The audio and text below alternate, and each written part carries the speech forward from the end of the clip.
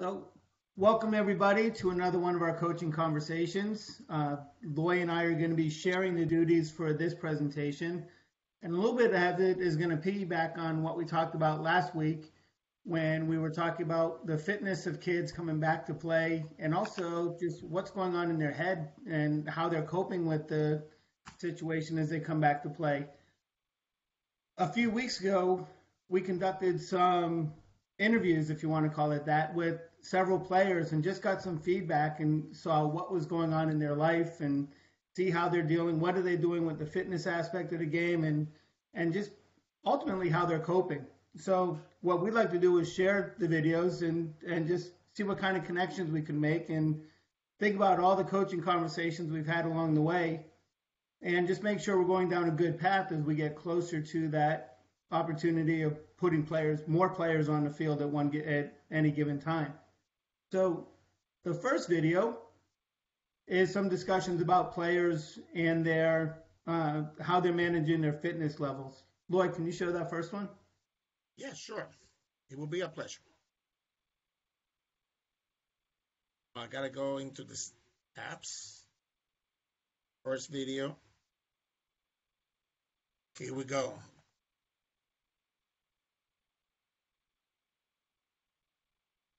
So in regards to your daily life, do you have a schedule? Tell me about a day in the life of Paul Wally. Yeah, for me, it's mostly so like at the beginning of the week, I get my homework assignments come in, so I would do those, finish them up, and then other than that, it's my coach, also my dad for a club, will send out videos to our whole team and for like technical like beast mode, there's his original training sheets, and he'll send them out as a weekly schedule from Monday to Saturday. They're about an hour and a half long trainings each day, and I do those. I do a weekly workout, so I've got my weekly workouts in, and then on top of that, I do like my own fun little training competition against myself. Have you created a daily schedule? Yes, I have. So in the morning, I'll get up, do my schoolwork, and have like my online classes. And then in the afternoon, I'll start doing some soccer, do some running, some fitness, and that's about it. Have you done anything to create a daily schedule or a workout program for yourself? And so, what does it look like? Yeah. Every day for about an hour or so, I go out and get touches on the ball, pass off a wall, practice dribbling, any little touches, and then I'll shoot for a little bit. Anything just to keep my touch on the ball clean and somewhat game-specific movements. And then on Monday, Wednesdays, and Fridays, I've been lifting to gain some muscle. And then Tuesdays and Thursdays, I've been running anywhere from 2 to 4 miles. And then on the weekends, I stay loose by stretching and doing yoga.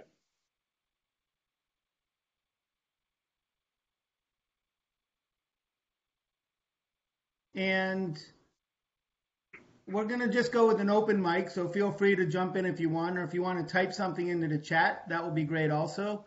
But what do you think is driving these players to take responsibility for their own training, or at least a portion of their training?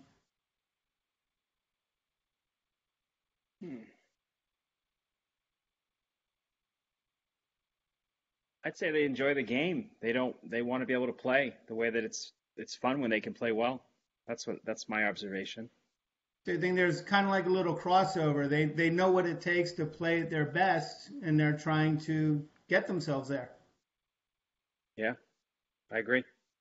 Yeah, I think there's something to be said for that. I think they're understanding it's not easy. It's some hard work. Any other thoughts?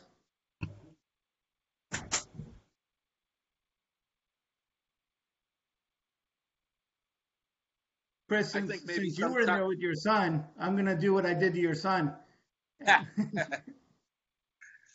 I think that I think before all this happened, I think maybe they took for granted all that they could do. And maybe all the trainings and, between the different teams, maybe kind of seemed a little monotonous at times.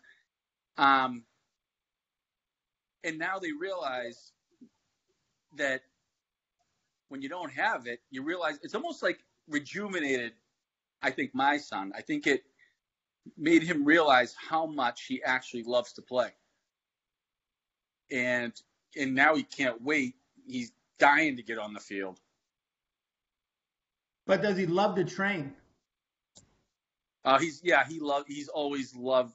I mean, I actually have to stop him at points and tell him, there's a part of your body that has to recover still, because he's nonstop. He just keeps going and going and going. And I got to basically tell him to take a break and rest because it just never ends. I mean, I feel for him because I used to enjoy training. Not the running part, not necessarily the fitness part, but being out on the field and training was something that I actually enjoyed doing. Any other comments? He likes it all. Yes, he does. And he's even picking up some new fitness things along the way as well. Yoga. Yep. So if we had to, another question to throw out to everybody, from the 3 kids that we had on the first video, what are the 2 or 3 takeaways that you would get from the kids that you saw that might be common things that the players were doing?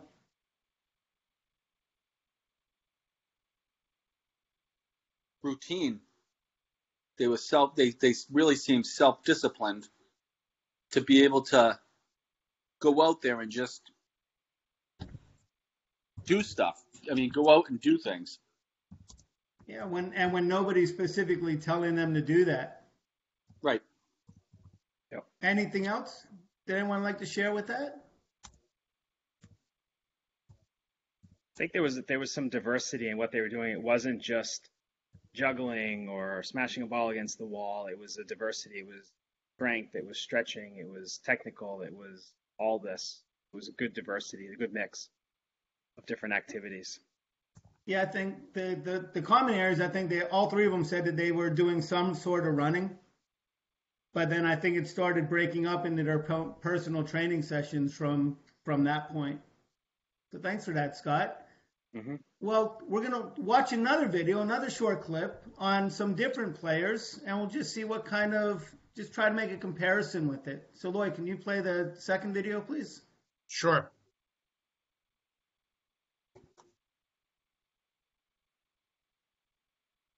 So since you've been at home, have you got kind of a daily schedule? What does a day in your life look like? So I wake up at about 8:30. Wow. Then I eat breakfast, and then I have schoolwork. And then I usually go on a bike ride for a little, and then I play soccer. Like for my other club, they do like a Zoom meeting for like soccer training, so I do that for a little. And then I work on shooting and agility. Awesome. So do you have Zoom training sessions every day? No, it's every 2 days. I mean, yeah, 2 days. It's Tuesday and Thursday. Mm-hmm. And so you think it has an effect that it's lessened your drive to want to play? Yeah. And do you have any idea why that is? I guess because I'm not really practicing with any friends or anything. But today I might go to my friend's house and just kick the ball from like over 6 feet away. Nice. That sounds like a great plan. Good for you. That's awesome.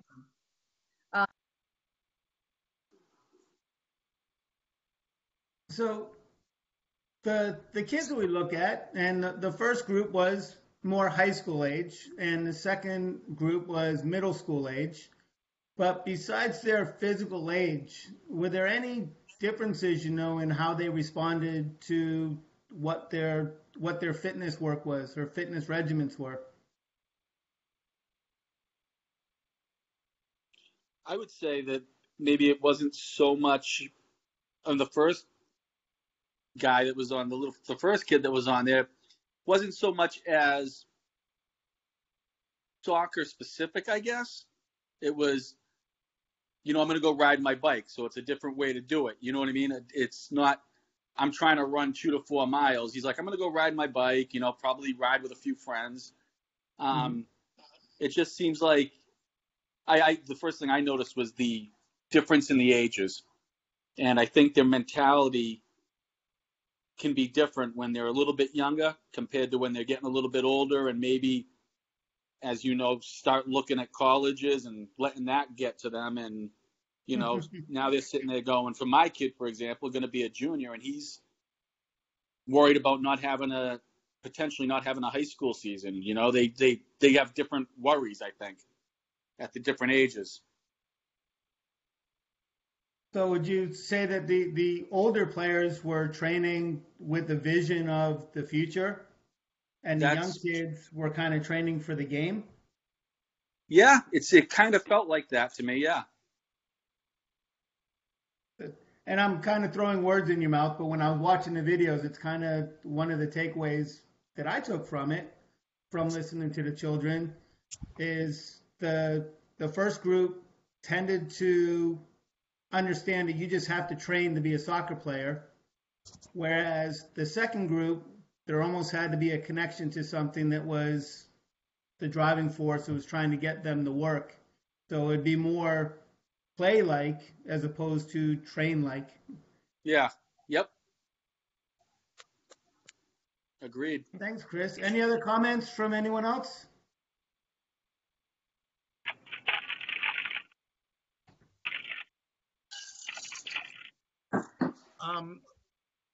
Tommy.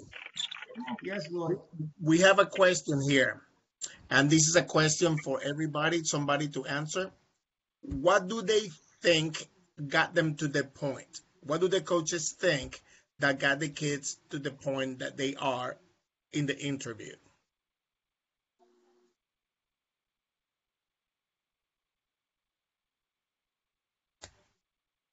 So it's right there for anybody to take and give an answer. Is the question to get them to the point? What do coaches think that got the kids to the point that they are at the moment of the interview?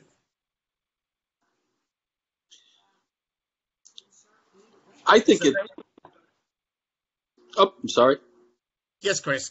Go ahead. I'm sorry. Oh, I just think it's. I think it's every kid maybe has a different goal and a different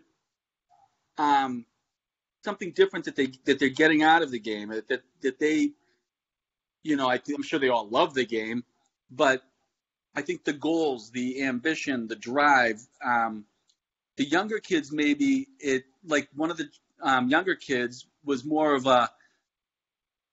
He seemed a little bit. It seemed a little less enthusiastic. It was more about being with his friends or being with the other kids and playing.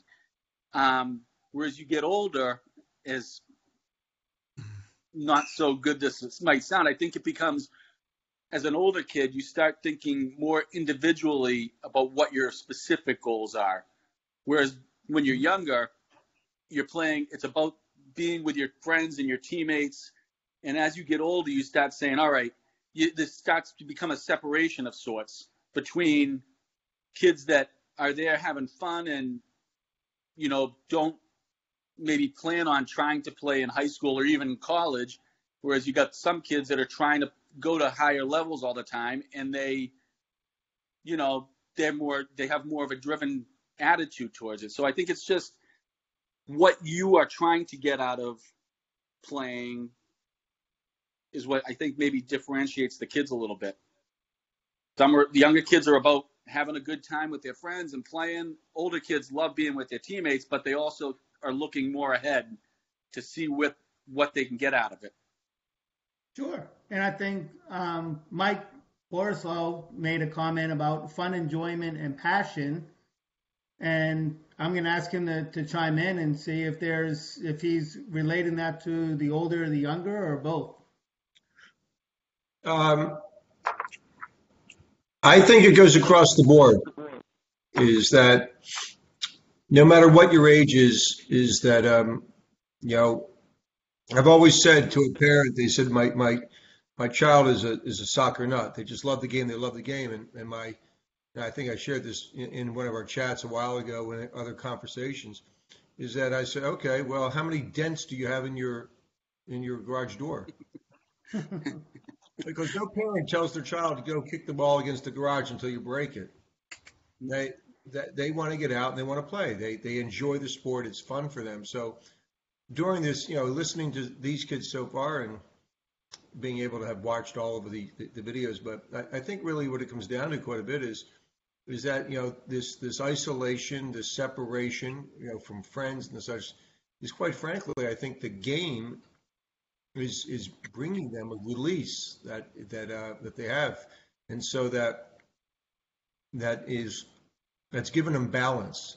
They may not realize it. We do a lot of things when we're young that all of a sudden when we're older go, wow, that brought balance to my life. That brought some the pleasure was just not because I want to play and make the first team and make the starting 11 and win a championship. It's no, I really enjoy the sport, and so now that that's something that we need to be aware of as they're breaking out, so to say. Thanks for that, Mike. And Mike, you actually bridged the next 2 points is preparing to train and then going into the mental aspect of it as well. So when we think about what we've been talking about so far and how the kids are responding, and we know some kids are working harder than others, we still have to take into consideration that going for a run or juggling a ball or shooting a ball doesn't necessarily prepare you for the physical contact of having an opponent on the field and the decisions that you have to make whenever you get into training. So for those of you that are going to be coaching in the near future, whether it's small groups on the field or you're going to hold off until your whole team gets back together, when you're thinking about preparing your training session and you're listening to what some of the children are saying along the way, what do you think, how do you think that's going to influence how you get your first training session going? How will you prepare your first session knowing that we are pretty much across the spectrum on what the kids did in the downtime?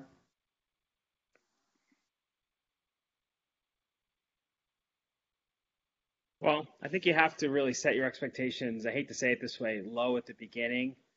I've met with a couple of small groups in the last few weeks, and just make it fun. These kids are anywhere from two groups. One's under 11, one's under 14. Just make it fun. Just get them moving, getting them interacting, set some rules of what they can and can't do, but just make sure it's fun. And I think in both groups, what I found is after a couple of sessions, the different kids sort of, you can kind of either hear them or they'll say it to me. It's like, okay, now I remember this. Like, I'm paraphrasing, but like, this is why they do it. It's to move around with their friends. It's not to, again, juggling's great. All this technical work, it's great, but there's no endorphins. Tommy, to your point, there's no decision making. Like, it's a different challenge. They play not to learn to juggle. They play because they want to interact with people, in my opinion. And that's why you got to ease into it. And then, a little progression in each session to kind of keep it challenging for them. But I think you have to keep it fun right now, because if it's not fun, you probably scare them back off to like, oh my God, I'm out of shape, I'm not as sharp, and I'm not good at this. So you got to give them some success and let them make their way into it, little by little.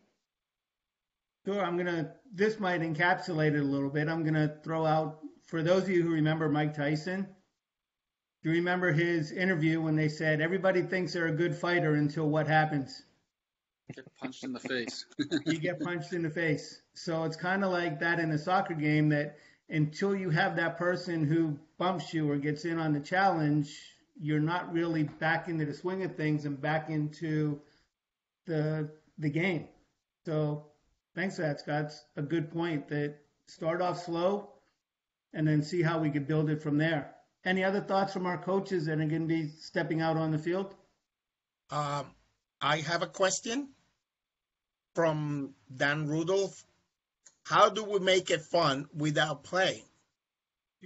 Let me jump in on this, if you don't mind. Please do. So I had a couple conversations last night and this morning, and the conversations were held for a different reason other than we had two teams at a complex playing, And the reason why I got involved is because one of the coaches evidently didn't read the guidelines. And I got videotape and the whole bit of having the team for the first time out there doing, I mean, the normal routine. And he basically, this coach, from what I understand and people I talked to, put the kids through the rigor. Complimenting that was a coach who had his mask on, had them 6 feet apart, and they're going through one of the exercises we had. And there was no play involved as far as a game was concerned, but there was plenty of play involved. Mm-hmm. And so I talked to a couple of parents because I had to get things right. And one of the parents said, my child, was, the coach was following and they were coming off and they had a friend on it was another club, and said, "Oh my God, your practice was a lot more fun than ours." Is that they're just coming back, and that, by not throwing them right into the rigor and having them have fun. And so, Dan, you ask it, how can you make it fun without play? Well, they were playing. They were playing exercises. They were playing fun little. They did soccer, bowling, and they were fun things they were doing, which involves play. So I don't know, Dan, if you really meant to say how do you make it fun without games? And it's amazing. The kids, they make it fun. You just have to set it up for them. And so I Mike, thought it was, Mike, from one of your observations, and they were playing like a bowling game, was it competitive? Oh gosh, yeah.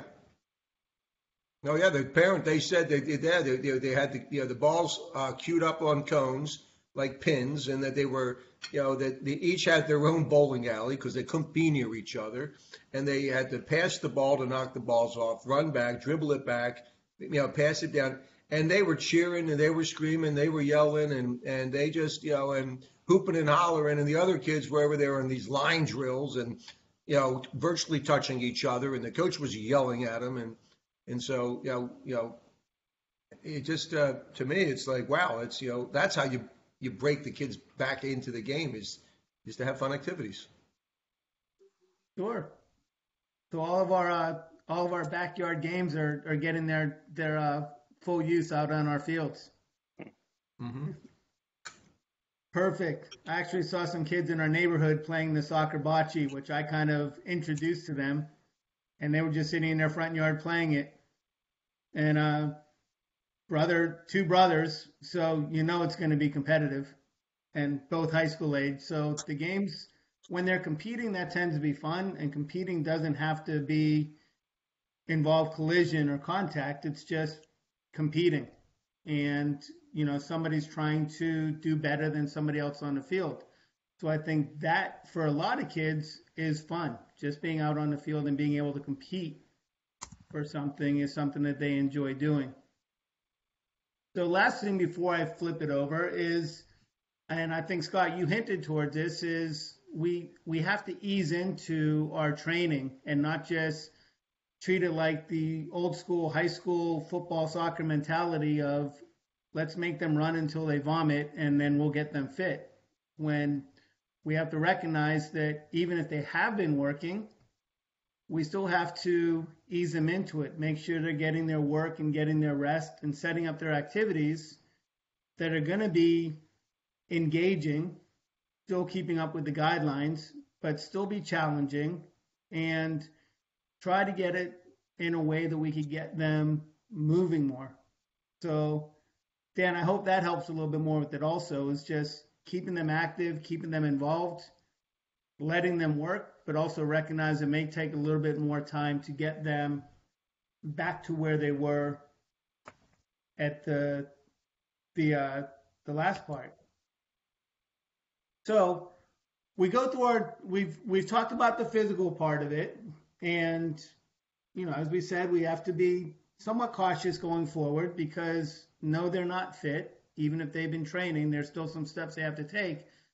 But one of the other topics we talked about last week is dealing with the mental situation that they're in. How do they cope with the environment, the socialization and getting back into the game. So this is where I'm going to turn it over to Loy, and he's going to talk about how the kids manage the mental aspect of the game. Loy? Oh, thank you, Tommy. Well, I'm not going to talk how they manage. We all are going to try to talk about the mental wellness of the players. So we're going to watch the videos. First one is going to be the older players. Second one is going to be the younger players.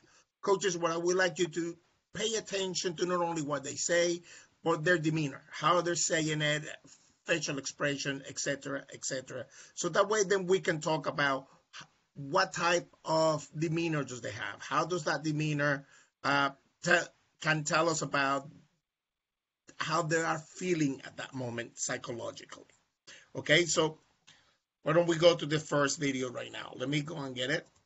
Good. To place in a time capsule that could help another young person through a time like this, what would it be? Honestly, it'd probably be this video because of the fact of this is what I'm going through. Like, I'm going through something that I never would have thought would ever happen to me. Like, I never thought I would have to just stay at home, not be able to go out to a field. Like, yeah, I'm blessed to have a big yard where I can go out and train hard, like still try and hit those 50 to 60-yard balls across the yard into a trampoline or something like that, or into a small goal. But like overall, like I had no clue this would ever happen to me. Like, and it's good to know what other people have gone through in the past in order to get through it for people in the future. Like, it'd be very good. Advice will you give to other soccer players, okay, to help them during this time? For other soccer players, I would just say it's going to be over soon. Your season's going to start again. You're going to be with your friends again. You just have to push yourself to keep going, even when you don't feel you need to. So you can be ready for the season to come up. What activities are you doing? What's it been like to not be in school or have sports to fill your days? It's definitely been strange. It's something that's never happened before, and it's weird how you take the small things for granted, like waking up every day just to go to school and see your friends and going to practices after school. Things you might find annoying at the time, but then you realize after not having them how much you miss it. When the stay-at-home is lifted and you're able to get out and do what you would normally do, what would you say is the one thing that you're most looking forward to doing? I'd like to go to Nantucket and visit my grandma because I haven't seen her in very long, and probably see my friends and play soccer.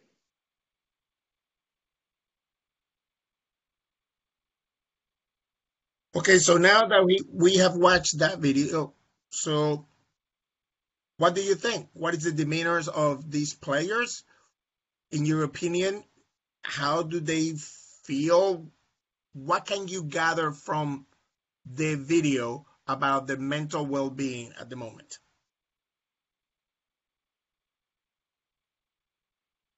They seem pretty good, the two of them. They seem like they're mature enough that, or three of them, they seem mature enough that, they have a vision, as we've said earlier, and they're working towards it. They see an end point. And what I noticed maybe with the younger kids that I've worked with, they don't have that ability to look that far forward to say, hey, it's a couple weeks, it's a couple months.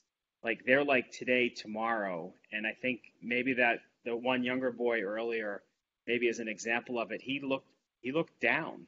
He may not be able to look out and say, when is this going to happen? When do I see my friends again? But these three look positive. They looked upbeat. They're ready to kind of move forward, and I think they know how to get there. Yeah, and he's very visual. You can tell that difference, can we? Yeah. Yep. We can tell it's very visual. So that's what I wanted you to see: the facial expression, the head movement, the eyes movement, because those are tell signs how people feel. Okay, so for this question, what do you think they miss the most about the stay-home phase about soccer? I think, and I'm just judging by my son, is the social aspect. I think sometimes they don't realize I don't think maybe they realize how much of a part of them it really is being part of a team, and being able to get together whenever you want to and just go out and kick the ball around, regardless if it's a game or anything. Just going out and kicking a ball and hanging out and chatting with each other and talking about girls or whatever it is. And I mean, the high school, my kid's a high school kid. I think that's a really big thing that I've noticed, that the social aspect of it, hanging out with your teammates, hanging out with your friends, just even like the high school kids. You know, I mean, the clubs are harder because everybody's all over the place, but I think it's, you know, they're all on Snapchat together talking. They all got group chats. I mean, the ODP kids I know have their own group chat. Then he has one that's with his club friends, and then it's one with his high school friends. So I think the social aspect really is the biggest thing for them. So in a manner of speaking, they are socializing, but it's not that direct socializing that they are in the habit of having. This is a different, more impersonal socializing. They want is that personal contact, you know, like which is kind of you know, surprising. Yeah, it is. Given how much these kids are on their devices all the time, I'm almost happy that they are missing a little bit of the social part, because then they realize the face-to-face is really way better than, you know, talking on a phone or texting each other. You get to hang out and see each other face-to-face. It's a big thing. And I always worried about the kids with all these devices, because you look at it and you say, you've got to learn how to deal with people face-to-face, rather than anybody can say anything they want over a phone or a text. But when you have to deal with people face-to-face, that's a big part of growing up, you know? So something that I don't know if you caught, but how many of them say that they miss a hard competitive game? None. I don't think I heard that. Isn't that interesting? Mm-hmm. They miss their friends. They miss to play soccer with their friends. There was one kid that says, I miss my grandma. I haven't been able to see her. Okay. You know, but they're all doing workouts. They all did, but nobody says, hey, I miss to play against that team. No. That is something that we as coaches need to listen to, or ask ourselves, how come we didn't hear that, to put things on their perspective, to really then understand why the kids come to soccer. Mm-hmm. Okay, so now I'm going to put you through the next video, which is the younger kids.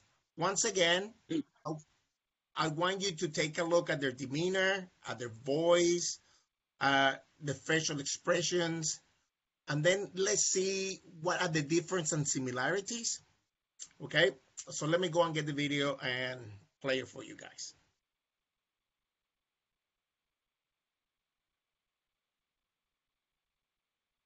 So since you've been at home, have you got kind of a daily schedule? What does a day in your life look like? So I wake up at about 8:30. Wow. Then I eat breakfast, and then I have schoolwork. And then I usually go on a bike ride for a little, and then I play soccer. Like for my other club, they do like a Zoom meeting for like soccer training, so I do that for a little.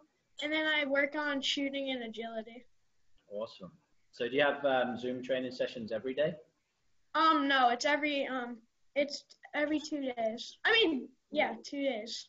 It's Tuesday and Thursday. Mm-hmm. And so you think it has an effect that it's lessened your drive to want to play? Yeah. And do you have any idea why that is?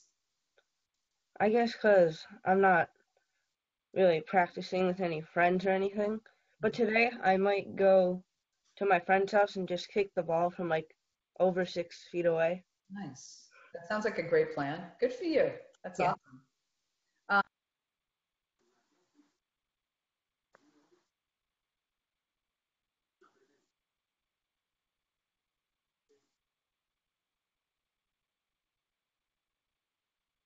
Laura, you're muted. The thing mute me when I share. What are the difference and similarities that you see between this video and the older video?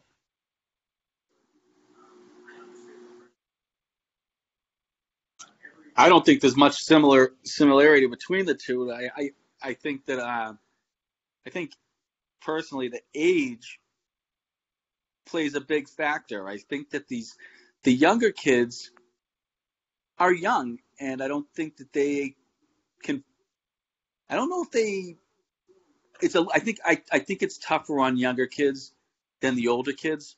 I think older kids. I mean, I'm from my house. I've got a 14-year-old and I got a 16-year-old, and I think that how they handle it is different because one's going to be a junior in high school, one's going to be a freshman. So I think for the older kids, they can grasp the complexity of the issue, and the younger kids are just like, they don't, I don't want to say they don't think as much as, I mean, you tend to be more day to day as a younger kid. And as you get older, you kind of start thinking more about the future than just tomorrow, or an hour from now. I think that it's just a maturity thing as you get older, I think. I don't know. The younger kids seem more nonchalant and being like, yeah, we'll get there, we'll do it. Again, I think it's goals. I think it's you hit a certain age and you kind of, I don't know, you kind of change your outlook on things, I think. And I'm sure these two young kids will eventually get to that point as well. Yeah, where they look at it different. Thank you for that, Chris. But I have to apologize to you because I played the wrong video. I'm going to play the new video now. Okay? No, but it's good because the first video I played were the younger kids. This second video I played with the younger kids. Let's see once again the facial expressions, the demeanor, their voice, etc. Pick one item to place in a time capsule that could help another young person through a difficult time such as this. What would it be and why?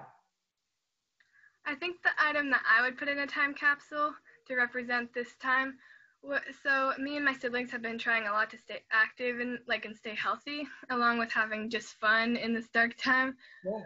So we've been jumping on our trampoline outside, and I would take a picture of that and then write a note on the back explaining this time, but also how we went through it and how we stayed active and had fun with one another through it.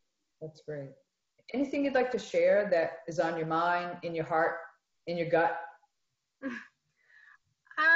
A few things actually. I'd say don't be down about I know everything's very depressing and disappointing at this time, but the important thing is just to spread positivity to other people.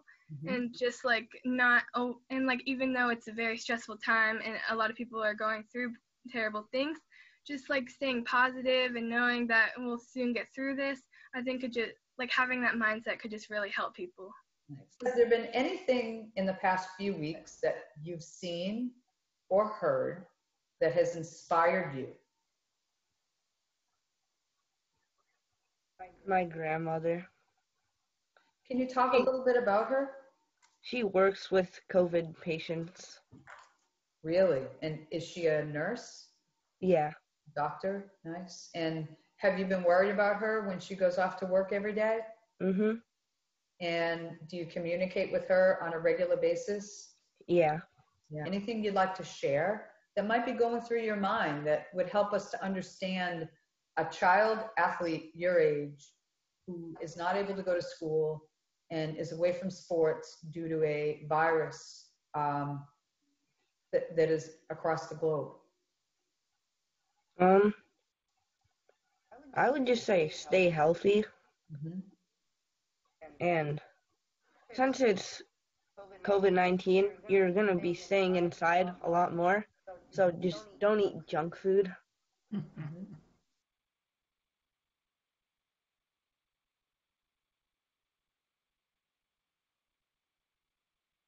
Okay.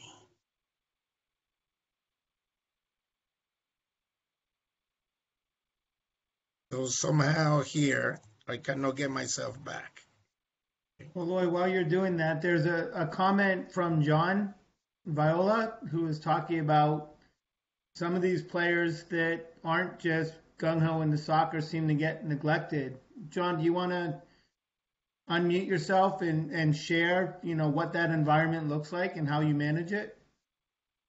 Yeah, I mean, it's really not. I want to make it sound as though they're getting, left aside or something like that. But I started the game really late, and the coach really didn't pay attention to me because I wasn't a superstar.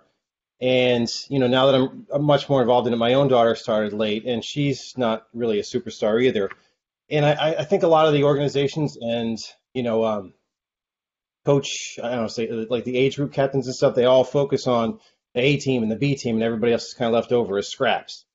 So I've always tried to really not be like a babysitter coach. To like they deserve good coaching too, I think. So I always try to make sure that I talk to the parents and I try and get them involved, and they attend the seminars with me, and then they get licensed as well. So we're not just there making sure that they're not hurting each other, but we're actually trying to get them to learn something and feel good about the fact that they are progressing, even if they're not going to go any further than where they are right now, which is, the lower levels of, middle school or something like that. Does that make sense?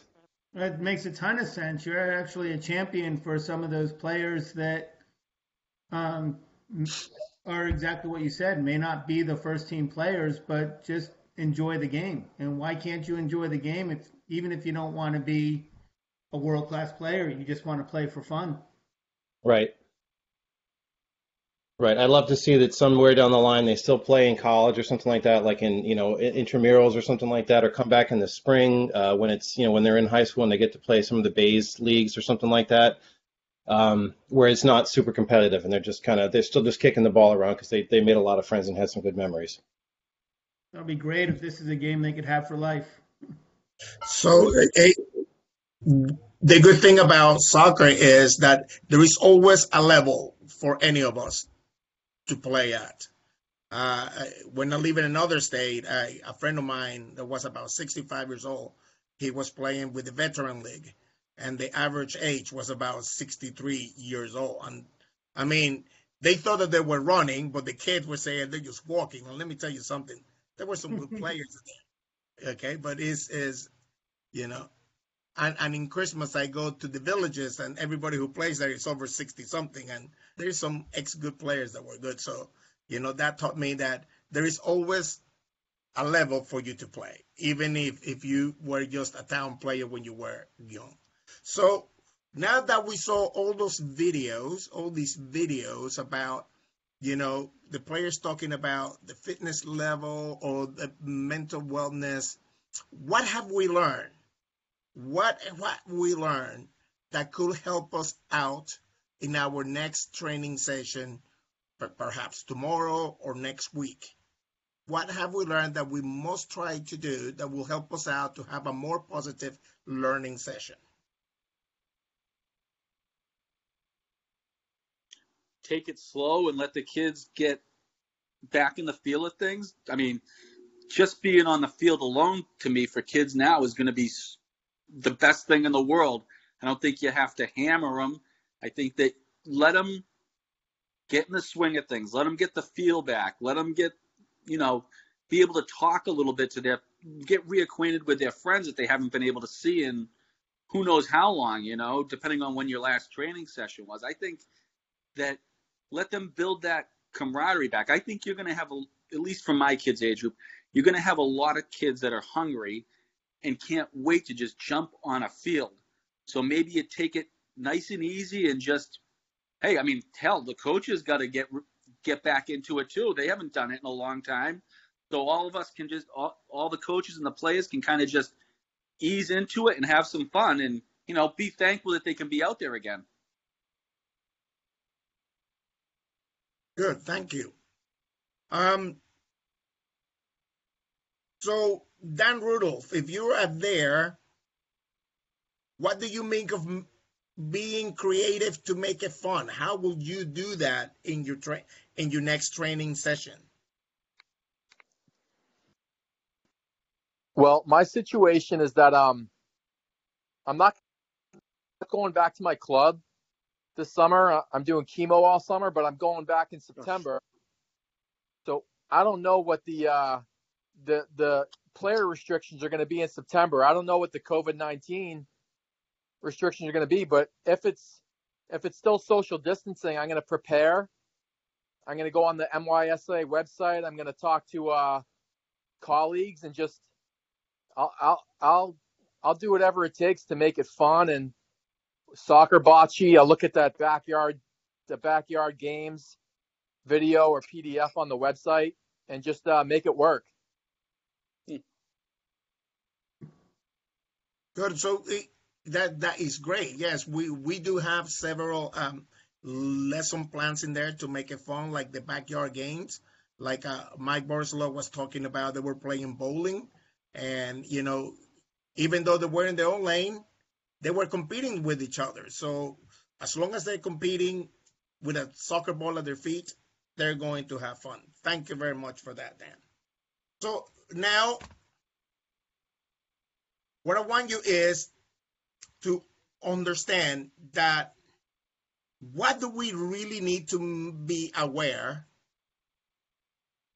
to make our soccer activities a positive experience for the players in our coming practices.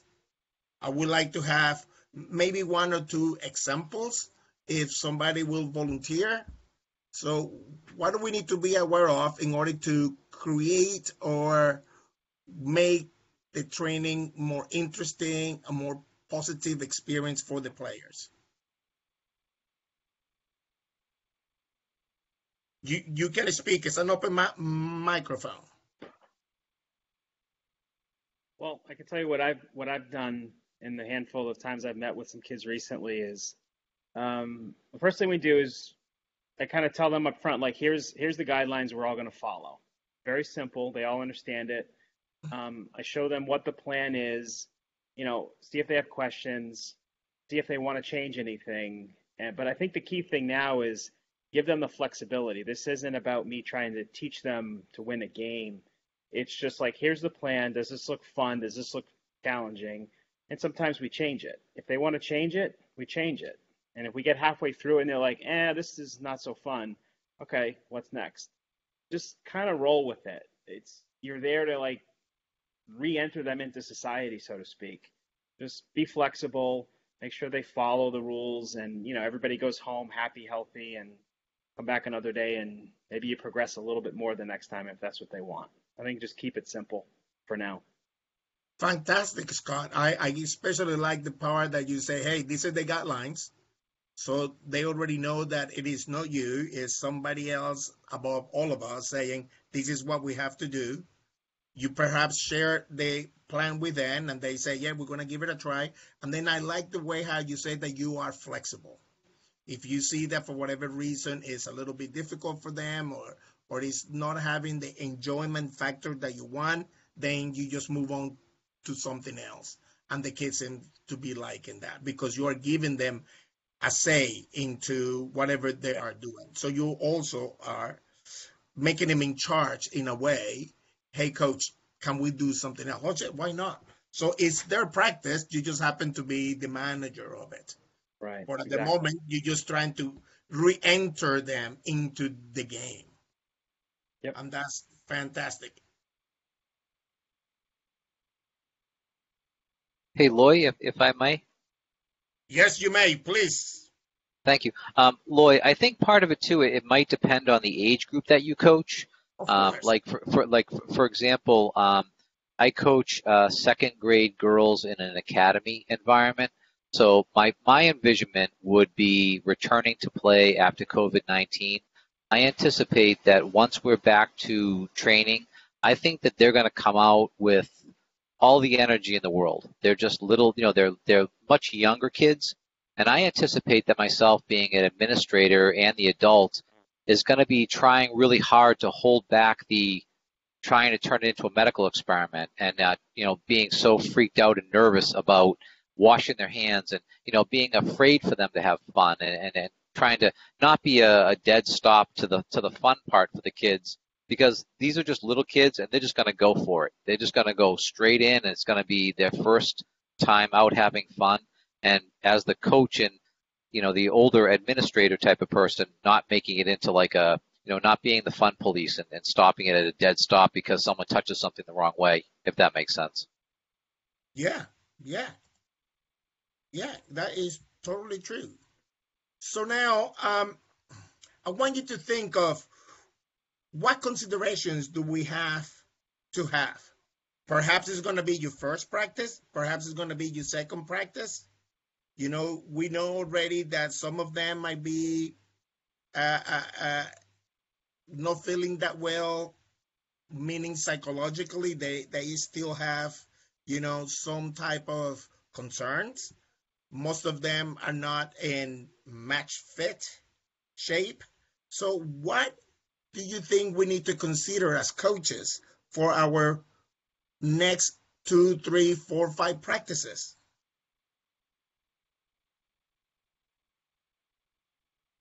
Maureen just entered a comment if she could share that. Oh, Maureen, please. Could you please share that with us? Yes, I will. Good evening, everybody.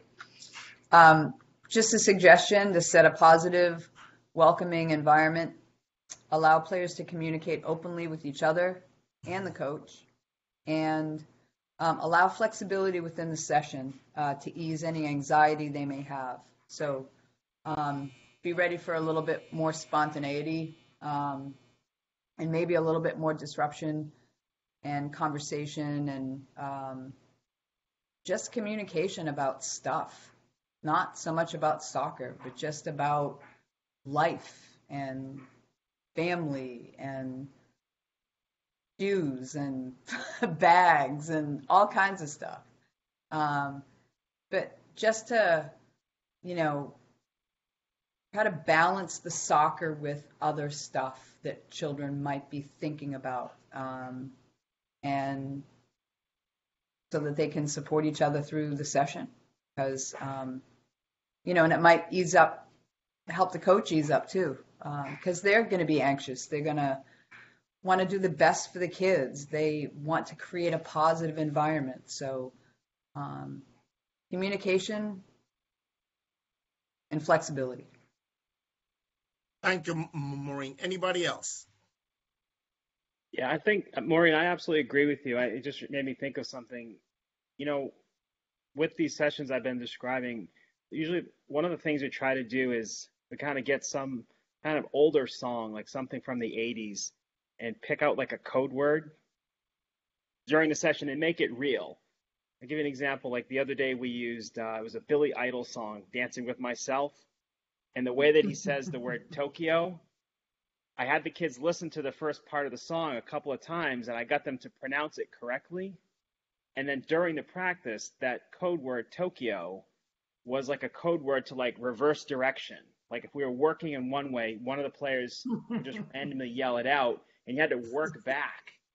So hearing them try to pronounce it, and if they got it right, I'd praise them. If they said it wrong, I'd be like, all right, stop, everybody. We got to do this again. And we'd all say it together. And it lightens the mood, and it gives them something legitimate. Like, these are kids that I will coach in the future. When we get into real practices, I could say, all right, Tokyo is going to be our keyword. They're going to know, like, okay, that's reverse direction. And, the song's kind of fun, and it's, they're like, where do you find these songs? I'm like, well, this is the song when I was your age. You know what I mean? So, like, I think we've all said it. Be loose, be light. We're not coming here to yell at these kids. Hang 10, hang 10. Yes, exactly. Just go out and have fun with them. Yeah. So my question to you is, if you say Tokyo, you go one way. What about if you say Kyoto? Well, that's the fun of it. Like when I'm going to meet with these girls tomorrow night, and I need to pick out a new song for another. Like it won't be the reverse direction. Maybe the code word will be like, "Hey, the shot is 2 passes away." I don't know. I'll come up with something. No, Hey, as long as they understand it, right? Yeah, and it's fun for them. They laugh at the goofy songs. They laugh at the fact that you as the coach, you're willing to like put yourself out there a little bit and let them laugh at you. Yes. Fine. That's all the fun of it for them. For us too. Thank you, Scott. Yep. So Tommy and I wrote a couple of considerations, 3 to be exact. So give them time to acclimate. I'm sorry. Okay, remember, they're not yet totally fit. It'll come. Okay, be patient with the players. Be flexible. At this time, they need your total support. Remember, they're re-entering the game, so patience and flexibility. And third, don't worry about them being match ready. They will get there. But keep in mind that not all are going to be there at the same time. Some are going to be there faster than others. So in summary for these considerations is give them time to adapt to the regular training schedule. Be patient and flexible and understand that it will take time. And they all will get match fit ready, but it will take time. And to end the conversation, Phil Jackson, which is an American retired basketball coach and player, said the following: the strength of the team is each individual member, and the strength of each individual member is the team. So this is a good time to consider that as coaches, that we are here for all the players, but each individual player is very important to us. So we need to give not only time to everybody, but we need to also see the humanity on every person and give them a specific time to everyone. Okay, so just to finish, remember that tomorrow we will have another coaches conversation at 10 a.m. Tomorrow, Thursday, June 18th, we will have another coaches conversation at 10 a.m. The title is Escape to Victory. If you ever saw that movie with Pelé and Stallone, okay, maybe if you have the video or the CD, maybe you should watch it just so you can refresh yourself. And it will be Robbie Holiday presenting this coaching conversation. So once again, tomorrow, 10 a.m. in the morning, Escape to Victory by Rob Holiday. So thank you to all of you for listening. I hope that you have learned something new. I have certainly learned something new from you, and I hope you enjoyed this coaching conversation. We will stay on for a few minutes if you want to have the after conversation party for the chat, and you're welcome to stay with us. If not, thank you very much and have a great night.